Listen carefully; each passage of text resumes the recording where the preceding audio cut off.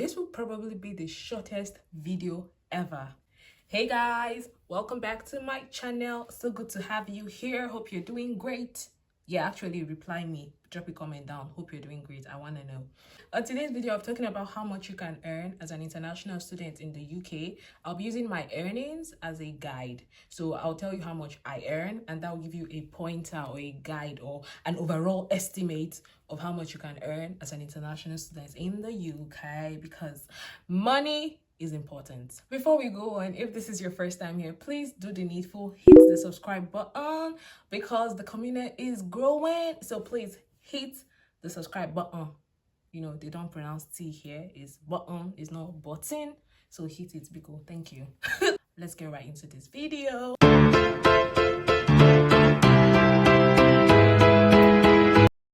So I asked the question on Instagram for suggestions on a possible video topic or something I should talk about, and a lot of people were asking me how much they can earn as international students, especially based on the last video that I did, which is 7 part-time jobs you can do in the UK as an international student that does not require any experience. So I'll put the link up here. Make sure you check it out. It's going to be useful to you. First thing is, as an international student, you're allowed 20 hours during term time, and you can work more than 20 hours when school is on break. So term time means when school is in session, but when you have breaks like Easter break, Christmas break, or summer, depending on your course, you'll be allowed to work more than 20 hours a week. But during term time, 20 hours max, don't exceed it. I think it's also very important to mention that even though you are allowed 20 hours a week, it's not every job you get that will give you 20 hours a week. Some jobs will just give you 6 hours a week, 8 hours a week. It depends on the availability of shifts that they have. So just know that you might not get the whole 20 hours when you start working. There's something called the national minimum wage, which is the least amount you're to earn per hour. So presently for 2020, for ages 18 to 20, it is £6.45. Ages 21 to 24, which is my age bracket, it is £8.20, and then if you're above 25, it is £8.72, which means this is the least you're to earn per hour. But of course, there are jobs that pay more than that an hour. It's also important to mention that you give yourself time when you come here. You might not get a job immediately, because I know a lot of people have this mindset that, oh, when I get to the UK, when I get to the UK, I'll just get a job and, be settled. It doesn't happen like that always. You might have to give yourself like 1 to 3 months to settle in and get a job. For example, I did not get a job until I had spent 3 weeks plus in this country before I got my first job. And the first job was at Burger King. So Burger King is like an eat out, it's like an eatery. So I got a job there, but I finally did not take it because it was in a different town and I would have to commute all the way, and I'm like, nah, I can't do that. No. Like, nah, the distance is too much. I can't. I'm sorry. So I did not take the job. Next job I got was international student ambassador, which I am still doing. International student ambassador for the University of Portsmouth. So I got the job in, I think, October. No, I got the job in November. I arrived here September. I got the job in November. And I applied, there's a process. I applied, submitted my CV, all of that, and then had an interview, like serious business, like 3-man panel. I had an interview and I got the job. The job pays £9.50 an hour. And just like I said, when I started working, I did not get 20 hours a week. There were weeks I would just work 8 hours.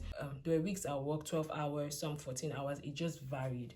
So, but in general, at that time I was earning between 200 to 300 pounds a month, and it varies. So it's I can't come here and say, oh, this is the exact amount I earn every month. No, because it changes. It depends on how many shifts or how many hours I'm able to work in that month. So if you just want to have an overall idea, just do the math. Just do 20 hours a week. So 20 times 4 will tell you the number of hours you're allowed in a month, which is 80 hours. Then 80 hours times your wage. So if you're going to be paid £80.50, you do 80 times £8.50, and that's the maximum amount you can earn during term time. Do you get it? But then if you don't get as much shifts, you know that you're not going to hit that amount. You get anything less. So I was earning like 200 to 300 pounds, which wasn't bad.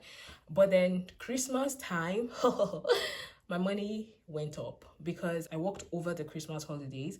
And apparently here, when you work during holidays, you get double pay. Cha-ching! money. Here it is called bank holidays. So public holidays are called bank holidays here.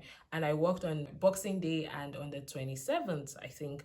So I got double pay and the money was good. So instead of being paid £9.50 an hour, I earned £18.50. Was it 18? I'd be £20. I'd be 19.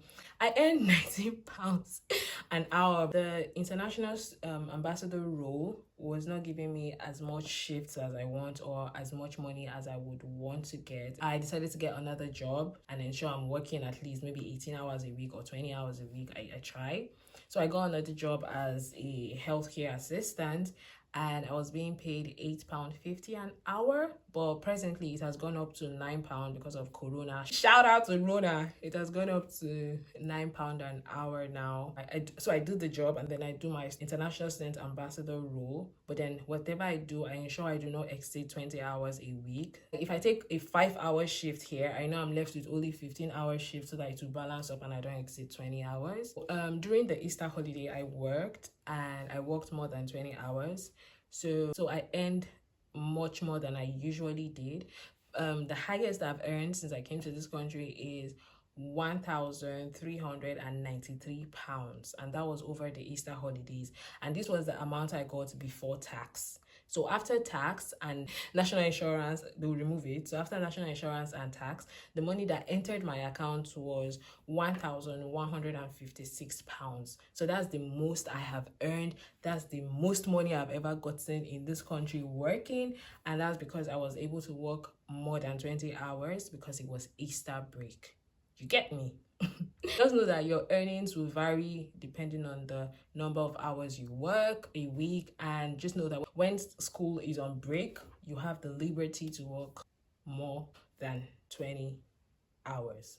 Okay guys, so I've come to the end of this video. Like I said, this is gonna be the shortest video in the history of videos ever, but it's very important I say this. Please, when you come here for studies, do not just face money. The money would come if you put in the work and get good grades and get a good degree. You'll get a very good job at the end of the day, or you'll be able to start your own business or something. Focus on your academics and then do a little bit of work so that you don't struggle, balancing the two.